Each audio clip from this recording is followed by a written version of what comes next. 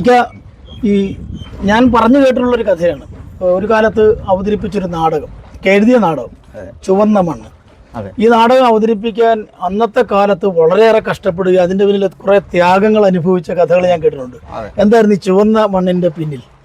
ചുവന്ന മണ്ണ് കമ്മ്യൂണിസ്റ്റ് പാർട്ടിയിലെ സഖാക്കളുടെ കഥയാണ്. അന്ന് അവര് അനുഭവിച്ച പീഡനങ്ങളും ഒളിവിലെ ഓർമ്മകളും എല്ലാം കൂടെ പങ്കെടുക്കുന്ന ഒരു നാടകമായിരുന്നു. അത് തന്നെ ആലിശ്ശേരി പൊന്നമ്മയായിരുന്നു അതിലെ മുഖ്യ കഥാപാത്രം. അന്നത്തെ ഈ അമേച്ചർ നാടകങ്ങളായതുകൊണ്ടുള്ള പൊന്നമ്മ ചേച്ചിയുടെ പേര് കാണും. അപ്പോൾ അതിന്റെ കഥയുടെ പൂർണ്ണം അറിയാൻ പാടില്ലാത്ത പോലും പൊന്നമ്മയുടെ അച്ഛനാ പറഞ്ഞു തന്നത്. ആ പുള്ളിയും ഇതിലെ ഒരു ഒരു ഒളിവിൽ പോയിട്ടുള്ള അനുഭവിച്ചിട്ടുള്ളതാണ്.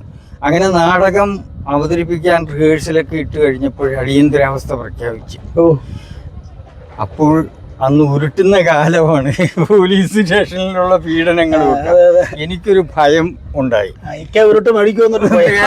രചനയും സംവിധാനം ഞാൻ നടത്തുകയാണ്. അപ്പൊ ഞാനതിൽ നിന്ന് പിന്മാറാനായിട്ട് നാടകം നടത്തേണ്ട കുറവന്തോടാണ്. അതായത് തുലാ 7-ന് പുന്നപ്പുറ വയലാർ സ്മരണ ഉണ്ടാവും. അതിനോടനുബന്ധിച്ചാണ് ഇത് നടത്തേണ്ടത്. അപ്പൊ ഞാൻ പിന്മാറാൻ പ്ലാനിട്ട് ആവുമെന്ന്. പൊന്നമ്മ വന്നിട്ട് എൻ്റെ അടുക്ക് ധൈര്യം തന്നെ. ഞാൻ ഒരു സ്ത്രീയല്ലേ, ഞാനും പോവുകയാണെങ്കിൽ നമ്മളെല്ലാരും കൂടെ അകത്ത് പോകാം. നമ്മളൊരു കലാരൂപം, എല്ലാവർക്കും കൂടെ പോവാം. ഒരു കലാരൂപമാണ്, നമ്മളത് മുടക്കണ്ട, ധൈര്യമായിട്ട് അവതരിപ്പിക്കും, ഞങ്ങളൊക്കെ പിന്നിലുണ്ടെന്ന് പറഞ്ഞു. അപ്പോൾ അതിന്റെ ക്ലൈമാക്സ് ഒക്കെ എന്ന് പറഞ്ഞാൽ അന്നൊക്കെ പോലീസ് പീഡനവും ലാത്തി പ്രയോഗമൊക്കെ. അന്ന് രക്തം പുരണ്ട ലാത്തിയും കീറി പറഞ്ഞ ബ്ലൗസുമായിട്ട് രംഗത്തേക്ക് വേറി വരുന്ന ഒരു സീനാ അതിന്റെ ക്ലൈമാക്സ്. അത് പൊന്നമ്മയാണ് അവതരിപ്പിക്കുന്നത്. അത് ഏറ്റവും ഭംഗിയായി പൊന്നമ്മ കേട്ടിട്ടുണ്ട്. ഡ്രസ്സൊക്കെ വലിച്ചു കീറി സ്വയമേ കീറിയായിരുന്നു.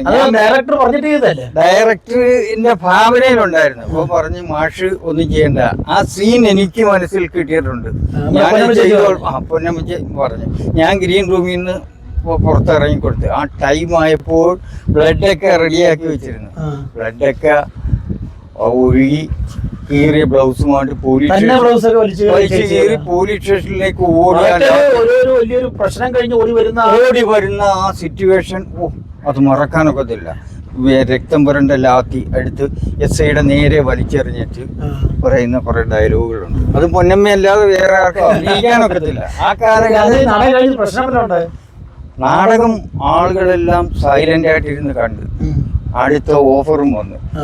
ഞാൻ പോയില്ലെന്നുള്ളതാണ് പേടിച്ചിട്ട്. പിന്നെ കുറെ നാൾ അടിയന്തരാവസ്ഥയൊക്കെ കഴിഞ്ഞ് ഒരു നാടക മത്സരത്തിന് ഒരു പാർട്ടി സ്ക്രിപ്റ്റ് കൊടുത്ത് അത് അവതരിപ്പിച്ച് പ്രശ്നങ്ങളൊന്നും ഉണ്ടായിട്ടില്ല, പ്രൈസും വാങ്ങിച്ചു. ഇത് അവതരിപ്പിക്കാൻ തുടങ്ങുന്ന സമയത്തോ അനുഭവിച്ച ഭയങ്കരമായ അടിയന്തരാവസ്ഥ കാലമാണ്.